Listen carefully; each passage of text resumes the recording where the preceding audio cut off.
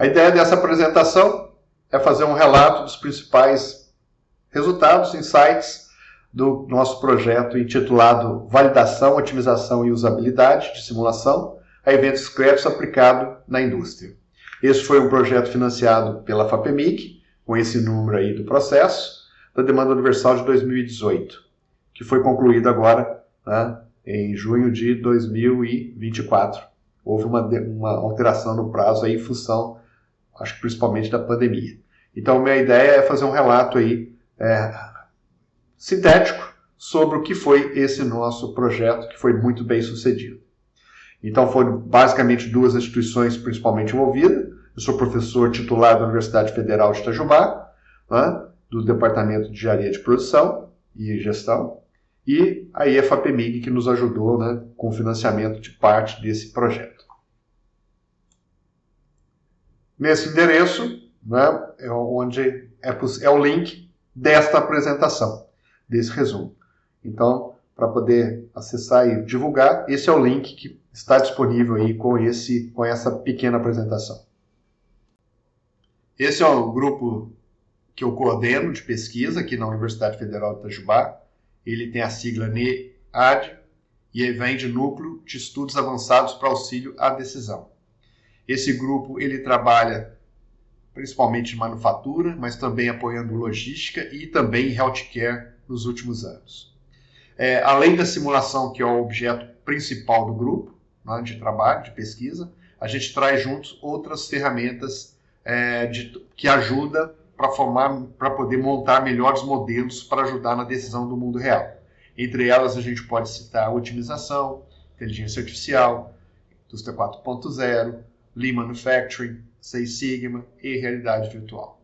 Então, são uma série de contextos que a gente traz junto para resolver problemas no mundo real.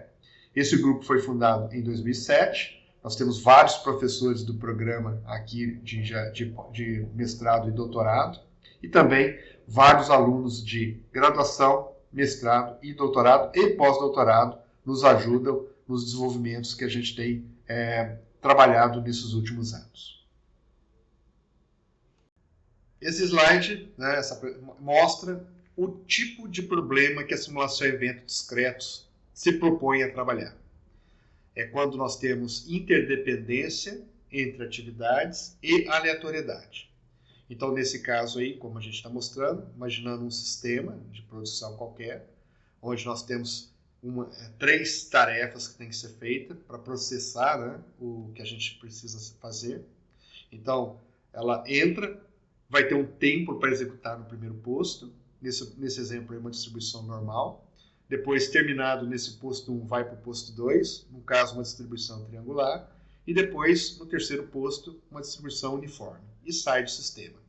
Então, vejam que são atividades de interdependência. Para fazer a seguinte, eu tenho que ter terminado a anterior. E tenho aleatoriedade.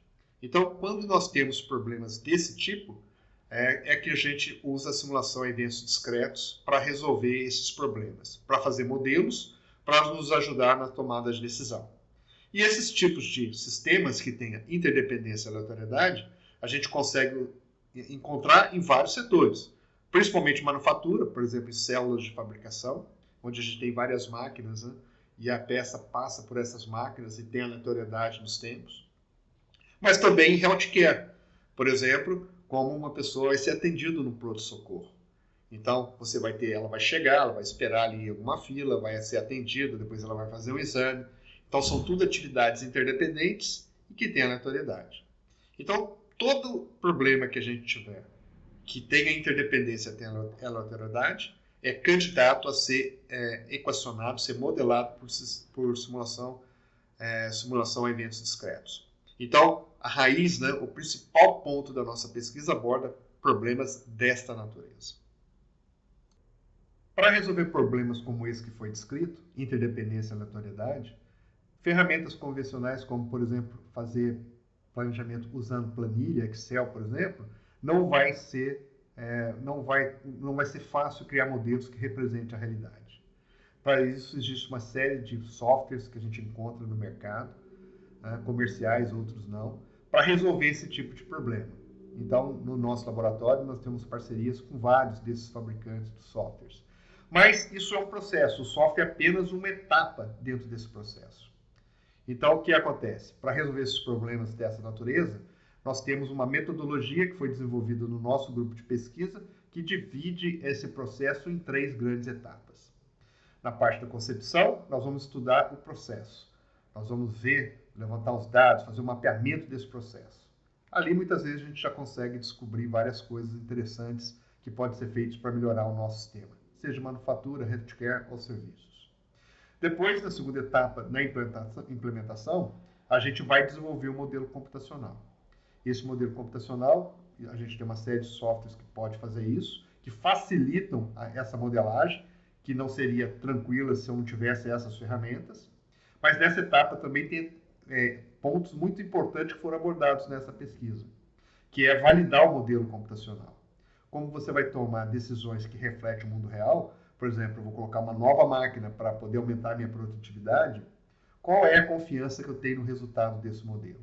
Para isso, nós temos que validar e verificar o nosso modelo.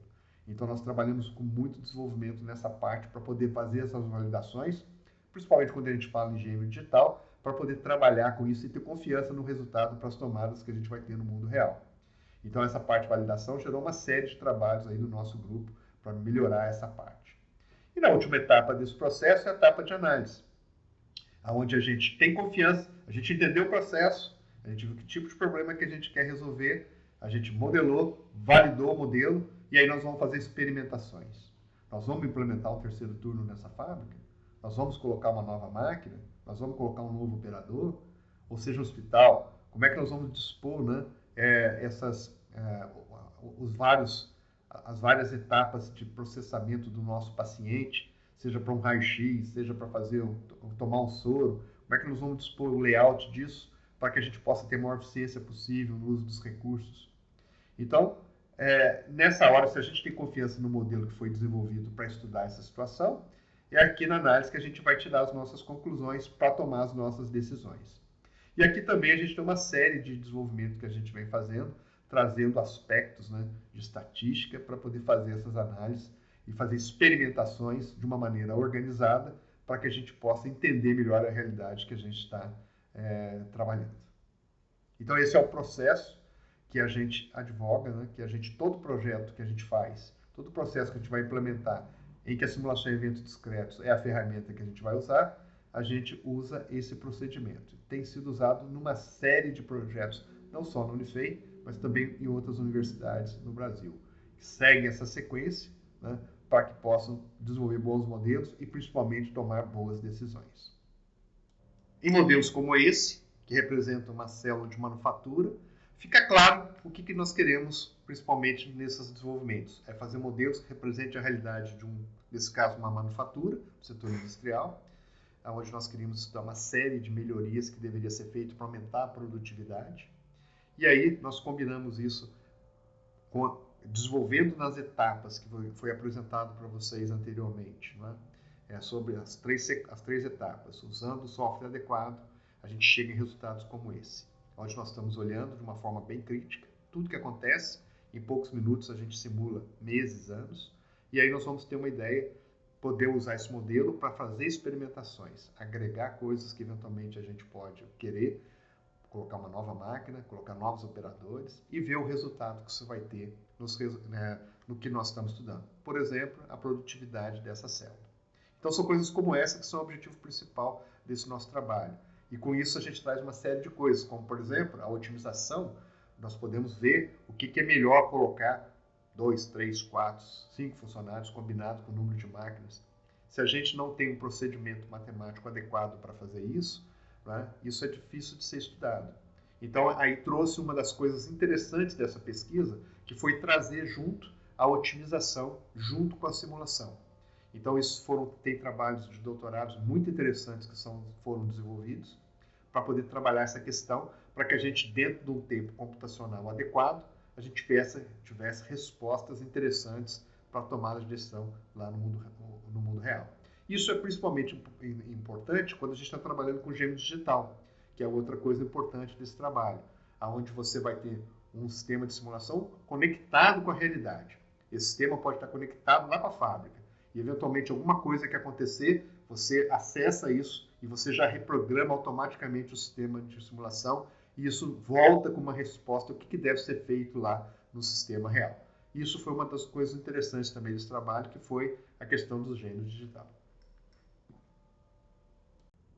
Esse outro exemplo é um exemplo muito interessante que aconteceu durante a pandemia e a gente, com a experiência que a gente teve com a aplicação em outros hospitais, de fazer modelos que usam sistema eventos discretos e com conhecimento também do pessoal da área de medicina, nós planejamos usando essas simulações, né, de eventos discretos, usando outras ferramentas como o Lean Manufacturing, fazendo também otimização e junto à questão de validação dos modelos, que confiança que nós tínhamos, né, no resultado para ter, que é o título, que são as palavras aí do nosso título, né, da pesquisa.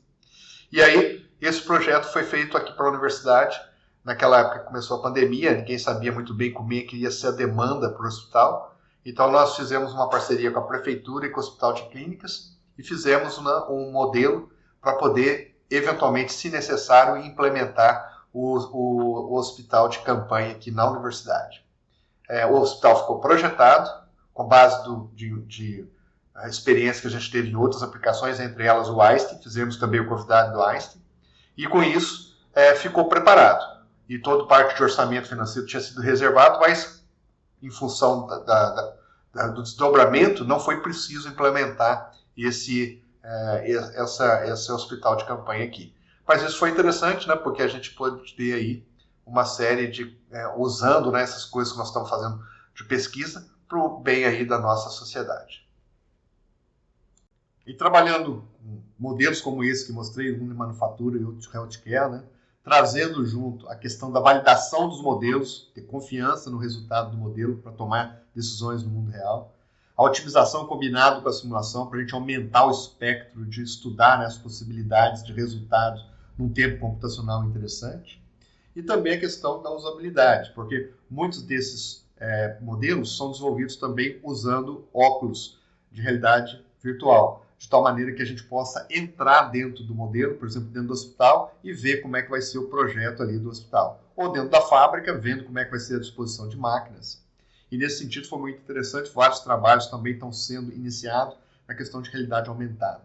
Por exemplo, usar algum modelo simulado para poder estudar, por exemplo, cronoanálise. Então você vai fazer uma cronoanálise no mundo virtual, aprender uma técnica que depois você pode levar para o mundo real.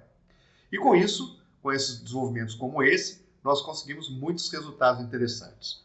Nós tivemos orientações de mestrado e doutorado com esses temas, né, relativo a esses temas. Nós tivemos participação em revistas internacionais de alto impacto, né, que mostra a competência que o grupo vem desenvolvendo ao longo do tempo nessas áreas de pesquisa. Nós participamos de congressos internacionais e nacionais, e isso mostra, então, que o grupo está bastante atualizado com essas palavras-chave e dentro dessa área de pesquisa onde o embrião é a simulação em eventos discretos. É claro que numa apresentação rápida como essa, a gente não tem tempo para detalhar. Fica o convite para que vocês possam visitar outros links que remetam para o nosso grupo, para as pessoas que fazem parte do nosso grupo, ou fazer uma visita aqui na Universidade Federal de Itajubá, ou ver o relatório que está sendo apresentado de prestação de contas desse trabalho.